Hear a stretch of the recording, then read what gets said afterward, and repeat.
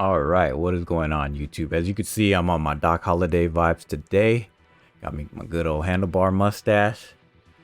Can't wear the boonie hat anymore because the thing looks just fucking funny on me with the haircut. So we'll get back on the boonie hat once I get, a little bit longer hair. This is gonna be my 2020 shotgun and revolvers collection. More old school stuff for you guys today. Let's go ahead and jump right on into it. This is the good old Taurus 605 and 357, or as I like to call it, the Tor ass. This thing gave me all kinds of issues. That little screw right there went flying out, and it took me like 3 days to find the little screw. And there's a spring and a little, I forget what you call that, like a D10 in there to hold in the cylinder. As you can see, I did polish up the cylinder as well as the barrel. The thing has some serious wear on it because it has been through the most rounds I've ever put down at any range is 357, honestly. Reason why I got a 357 is I was actually scared of 357. I shot a little J-frame revolver that weighed less than the bullets itself, and I wasn't ready for it. Put it into single action. That thing is a little hairpin trigger, and I literally breathed and it went off, and I wasn't holding it tight. Thought I broke my wrist legit. So that was my first revolver. I'm gonna be doing a revolver etiquette video, so make sure you guys subscribe down below, comment, and all that good stuff. Show some love. Now, the first shotgun I want to get into isn't my first shotgun, but is one that I like a lot. This is my little single shot shotgun. As you can see, we are clear and good to go. Reason why I like it the most is I call that the tiger stripes or case hardening, just to make like the metal actually denser. Coolest thing about this bad boy that I love, I'm gonna throw a loaded round in there, so don't roast me in the comments, please. We are safe as long as this hammer is back. Well, you're not always safe, but we stay safe as we can. Pop that bad boy up and ejecto-cedo, cuz. Next one is gonna be Grandpappy's good old 870 Wingmaster. This is a pre-68. They don't make guns like this as they used to anymore because the bluing process is actually toxic and hazardous as fuck. So you'll never get a gun like a good old school gat. The wood on this thing is amazing. Can't go wrong with one of these bad boys. So smooth, and it sounds beautiful.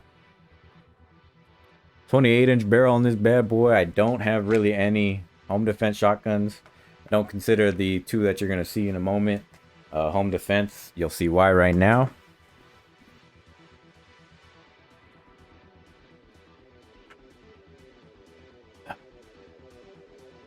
This is my double barrel.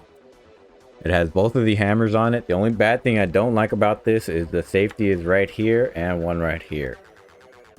Personally, don't mess with safeties at all because I know I'm a safe person. Keep my finger off the trigger. Accidental discharges could happen by the gun malfunctioning itself, but that's why you don't buy shit guns. So you got to cock both of the hammers. I actually shot it, both of the hammers at the same time. It will do it, but like it'll have like a little kind of like delay. So as the recoil was happening, it went off again, and my shoulder was just ripped. Absolutely freaking ripped. Love this bad boy. Who is this? Not sure who this is by. Model 99 1887 coach gun. IAC is the company. Now this one, I call it the Ricky. Don't roast me for that one, please. As you can see, I love that tiger stripe case hardening. This is the good old double barrel. Clear as always. Love me my shotguns. Safety right here. The only bad thing is every time you cock it, it engages the safety, so you have to disengage every time. Again, you just got to train with your guns.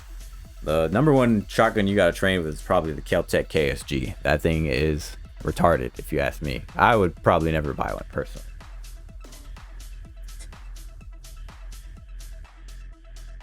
Probably should have showed this one after the Wingmaster because it is pretty much its cousin. This is the 870 Wingmaster in 12 gauge though. As you can see, it's starting to rust a little bit. That's my fault for not keeping a little light layer of oil on that bad boy, as well as keeping it incandescent, a couple more incandescent packs in the safe and whatnot. I was gonna cut this bad boy down, but I have a choke system in there, so I decided not to, so I keep them tighter patterns. The only thing I did to it was add capacity. This is a seven round tube. No, it's six plus one. And then I added the high vis front sight right there.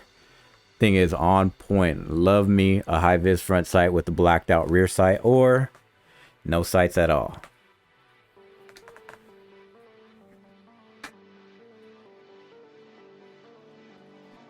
This is the old school revolver. Fix up my handlebar before I get into this one.